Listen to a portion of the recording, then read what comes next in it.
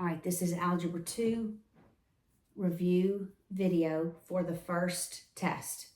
All right, I'm going to walk through the lessons. All right, so I'm on page 26. Lesson 2 dealt with really the rules of exponents and how do we handle negative exponents. You have to be familiar with exponents. If I have 3 to the negative 2, I move it to the denominator, it becomes 1 over 3 squared, right? If I have negative 3 squared, that's the opposite of 3 squared, and that's negative 9. That is different from negative 3 squared. That would be positive 9. If I have 1 over 3 to the negative 2, I move it to the numerator, and it becomes 3 squared. So you've got to be able to deal with negative exponents, all right? You've also have to be able to handle when terms are multiplied. I know you probably know this right now. Multiplication is, and you can probably say it, addition. So we add them. That's x to the 8th. So when we multiply terms, we add their exponents of the like variables, okay? Like variables.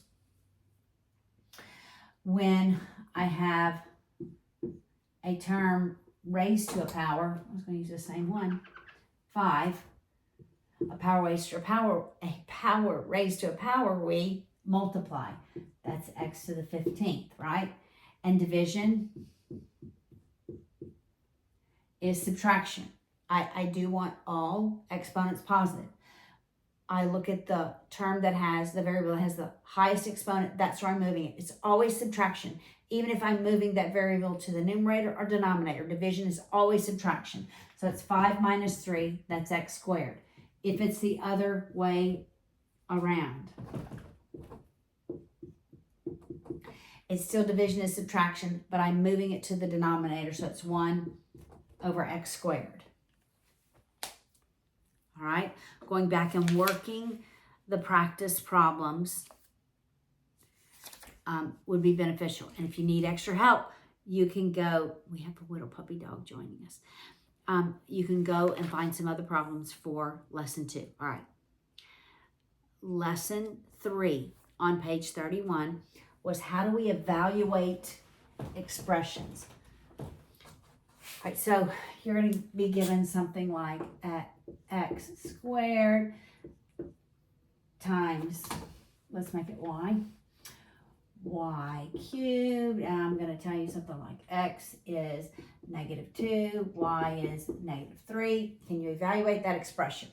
So you're literally substituting in 2 where x is. So whatever the instructions are to do for x, and that is square it, you're squaring that number. So the value goes inside parentheses. So it's negative 2 times negative 2, which is positive 4. That's negative 3 cubed. That's negative 27. And whatever that is, you'd evaluate it, all right? And then simplifying by adding like terms. Right, so you're going to have to recognize what terms are like. Remember, like terms are the terms that have the exact same variables raised to the exact same exponents, all right? And what do we combine? We combine the coefficients, all right? That's lesson 3. Lesson 4 is the distributive property. All right, so you have things like xy squared over m times xb over y, that's good, plus 2x to the 5th m to the 4th over x squared y cubed. All right. So the first thing you do is you multiply numerator times numerator. It's a multiplication. So you're adding the exponents. So it's x squared y squared b, and denominator times denominator, my. Numerator times numerator.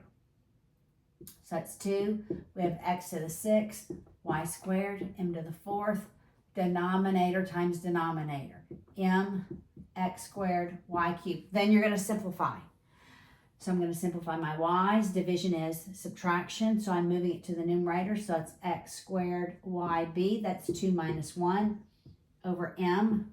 My 2 stays. I have x in the 6 to the 6th power in the numerator, squared in the denominator, so it's going up. It's 6 minus 2, x to the 4th.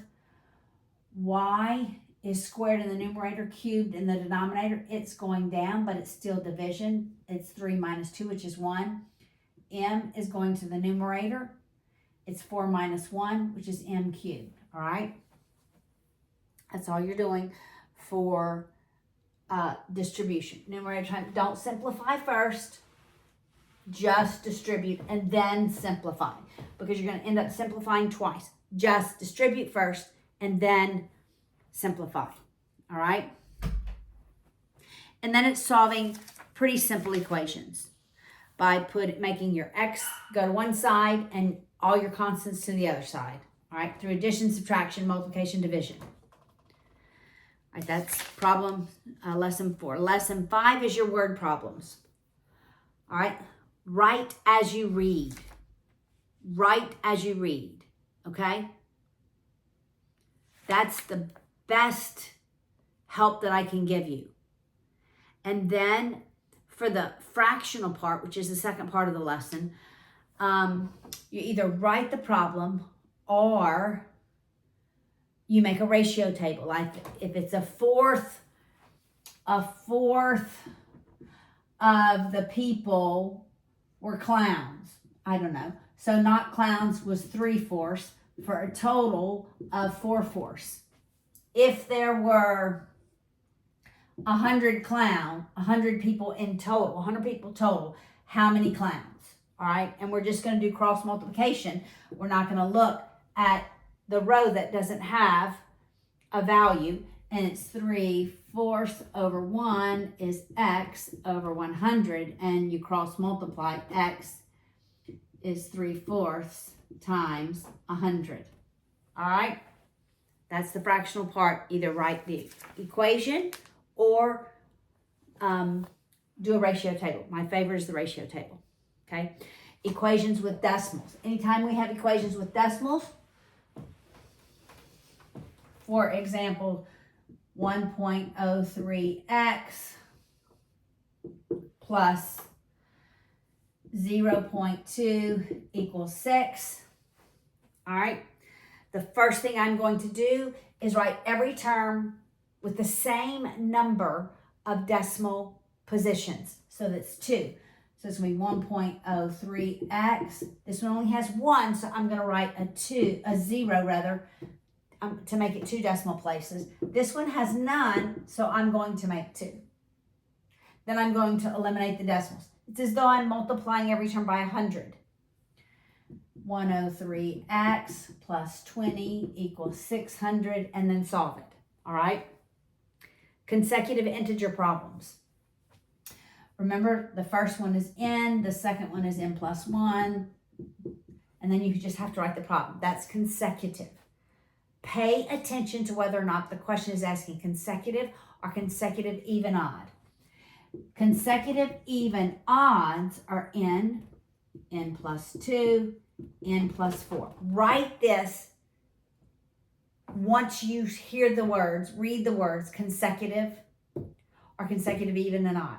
And then as you read the word problem, you know, this is the first number, that's the second number, that's the third number. So that in the words, when it tells you 2 times the second number, it is 3 greater than, then you know which value you need to write, what term you need to write, all right?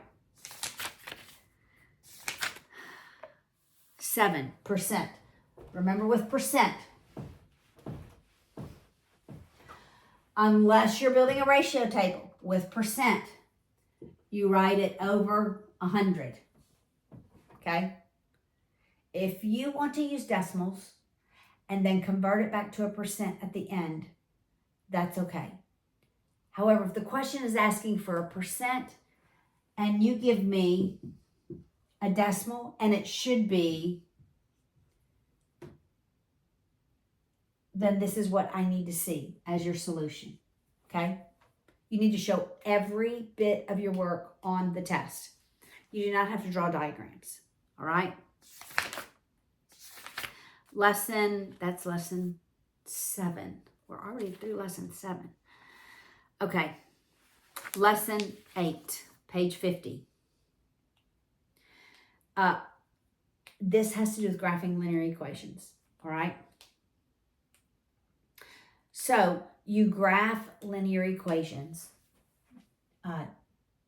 from y equals mx plus b. Remember, we start with the y-intercept. So if it's y is 1/3 x plus 2, I'm first going to graph to the y-intercept. Then I'm going to graph the slope. It's positive. That line needs to rise from left to right. Label your graph. Actually, I put the graph on the table. This is the rise. We're going to rise 1 as we run 3. So we're going to go up 1, go up 1 as we run 3. And from geometry, 2 points determine a line. There we go. All right. If you have y equals 6x minus 2, then you just put the slope over 1. So we're rising 6 as we run 1. All right. It's the same value. All right. That's lesson 8. Lesson 9. Percent word problems. Same. Percent goes over 100. Here's what you need to remember about percent. Okay, here's the tricky ones.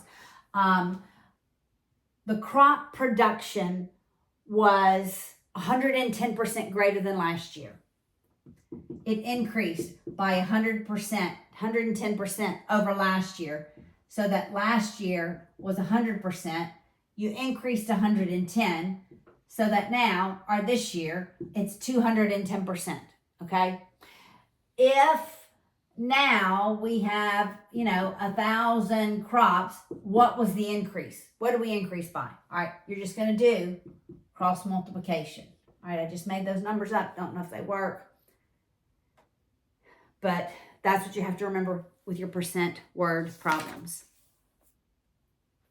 Lesson 10, we did not go over in class, but it is Pythagorean's theorem. All right, if you need practice with that or any of the problems from lesson 10 down, then you need to go to lesson 10 problems starting on page 60 and work through some of those. All right, great extra practice. I'm not going to go over Pythagorean's theorem. Lesson 11, adding fractions. Okay, first, to add fractions, you have to see which ones you have to make a common denominator. Because remember, no equal sign, common denominator. So, 5x over 2a plus y over ab plus m over 4a squared. All right? We look at our denominators, 2a, ab, 4a squared. I look at the 2 and the 4. The least common multiple is 4, which would be like your common factor. So we have to have 4 in the denominator for all of these. A, I look at the highest exponent. I have an a squared. I want an a squared in each one of these. And then I have a b in one of them. That's what I want. Then I ask myself, what do I multiply 2a by to get to 4a squared b? I have to multiply by 2ab. And that becomes 2abx, right? What do I multiply ab by to get to 4a squared b? 4a over 4a. So I have 4ay. What do I multiply 4a squared by to get here? It's b over b, mb. All right? That is lesson 11. Last lesson, lesson 12, the equation of a line.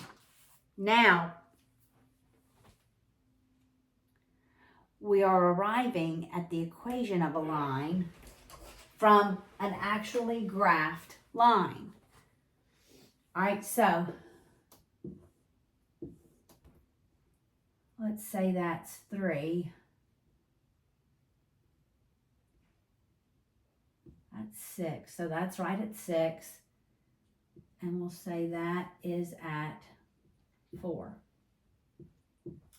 All right. We know the y-intercept. Y equals, there's the y-intercept. Now we can figure out the slope.